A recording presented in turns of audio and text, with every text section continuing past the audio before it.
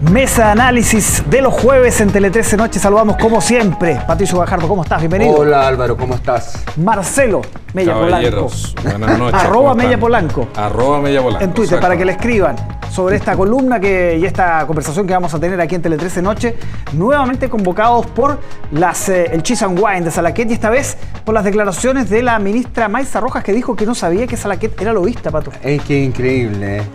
Acá por primera vez, fíjate que le encuentro razón a René Naranjo cuando dije a René Naranjo, que dijo que quien se explica se complica, claro. Y me parece increíble, no solo porque no supiera que era Salaquet, está bien, bueno, pues supongamos que no, porque han sacado el cuento de que ella viene del mundo académico, entonces no está en el mundo político, cosa que es bien discutible, pero lo que no es discutible es que un ministro, una ministra en este caso, no averigüe con dónde va, con quién va. Y quisiera aclarar el término lobby, porque mucha gente yo creo que no lo sabe.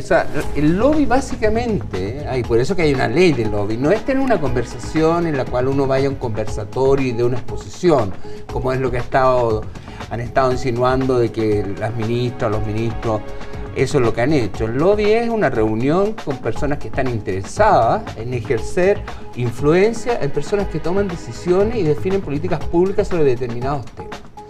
Entonces, se contrata a un lobista para que haga de nexo justamente a esas empresas, y por eso que está regulado, y hay una ley de lobby, y el lobby no es algo delincuencial, por si acaso, es algo que regulado, incluso en Estados Unidos, por ejemplo, el acuerdo de libre comercio con México, claro.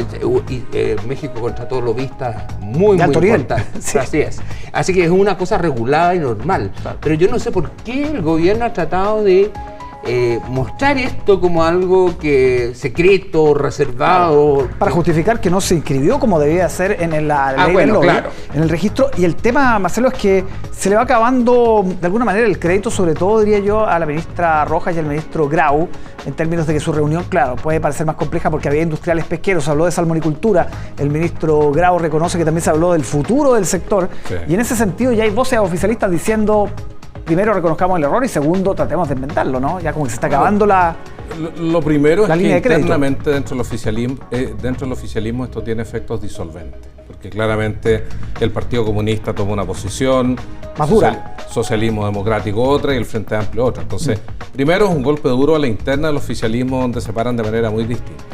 Pero yo diría también que es un fuerte estallido en la propia cara del oficialismo, a propósito de haber sido una oposición en el pasado muy puritana, y ahora un gobierno bastante promiscuo en materia de relaciones con los regulados. Aparte de lo que decía Patricio, la actividad del lobby, que no tiene nada pecaminosa cuando se cumple la ley, digamos, es un tipo de relación regulada entre aquellos que son actores estratégicos de una determinada política, los regulados y el regulador. Y esa es la situación. Entonces, todas las excusas que se han dado de parte del conjunto de ministros que participaron de estos vinos con queso, ¿no? Cheese and Wine.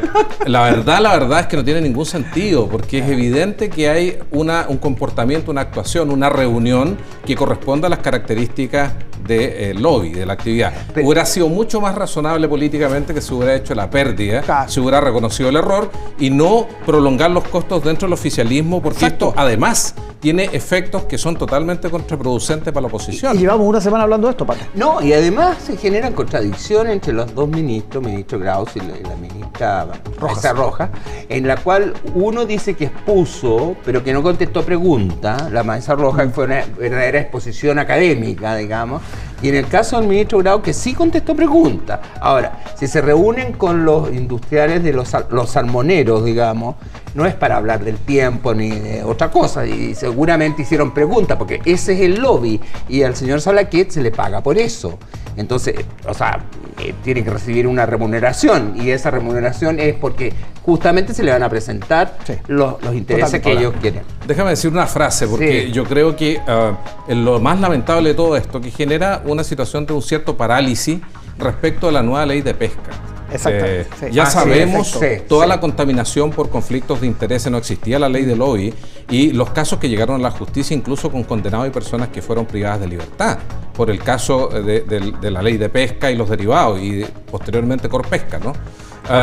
Y por lo tanto, parece ser muy complejo entender cómo los mismos partidos no entienden que finalmente lo que se necesita como nuevo marco regulatorio debe tener un nivel de legitimidad que ya no va a tener, digamos. Exacto. Por lo tanto, se entrampa la discusión parlamentaria. Contamina el origen. Exacto. Quiero avanzar, Pato, contigo con el tema de Ecuador, ¿no? Que ha sido el gran tema internacional de la jornada. Bueno, Yemen hoy día se suma, pero Ecuador, que queda más cerca y que tiene problemas complejísimos que se desarrollaron además en un tiempo muy rápido. Y muchos dicen, ojo con lo que pasó en Ecuador, que Ecuador en pandemia fue tomado por carteles mexicanos, básicamente, y que está viviendo una situación prácticamente de una guerra del Estado contra el narco.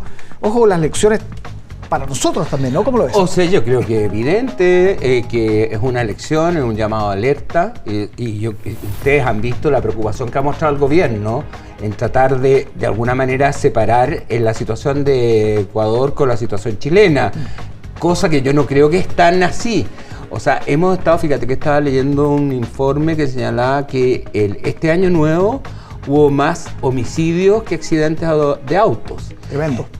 Y eso significa algo. O sea, cuando dice Monsalva, porque después Monsalva se contradijo, primero dijo que habían narcotraficantes, pero que no habían carteles. Yo creo que, y estudiando cómo actúan los carteles, particularmente los carteles que se van expandiendo, es justamente cuando empiezan a matar gente, es porque empiezan a entregar un mensaje que ellos están presentes. Al principio son personas a lo mejor que están siendo coimeados, dentro de los mismos cárteles están viviendo eso, y lo que pasó en Ecuador yo creo que refleja justamente lo que es un Estado fallido, es decir, cuando hay una capacidad de un grupo de cárteles vinculados al narcotráfico, de delincuentes que son capaces de amenazar el monopolio legítimo del uso de la fuerza del Estado, estamos en problemas. Absolutamente. Para no contaminarnos con emocionalidad al momento de discutir sobre un tema tan complejo como el crimen organizado, uno tiene que mirar tasas. Y uno de los indicadores que habitualmente se utiliza más es la tasa de homicidio por 100.000. Y de acuerdo a eso, lo realmente impresionante en el caso de Ecuador es que Ecuador ha evolucionado del 2017 hasta ahora, desde ser un país que estaba en el promedio mundial, que es más o menos 5 por 100.000, claro, y más bajo que el promedio de América Latina. Para pasar a ser este año, el año pasado, a ser el primer país en la tasa de homicidio. Y Guayaquil en particular. Entonces, eso es impresionante, cómo en 5 años un país que está en la media mundial pasa a ser el primero en homicidios, en la tasa de homicidio a nivel latinoamericano.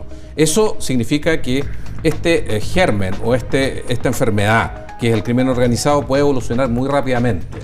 Si bien es cierto, nosotros todavía estamos lejos de eso. Miramos la tasa de homicidios por 100.000 y Chile está por debajo del promedio, 4.2.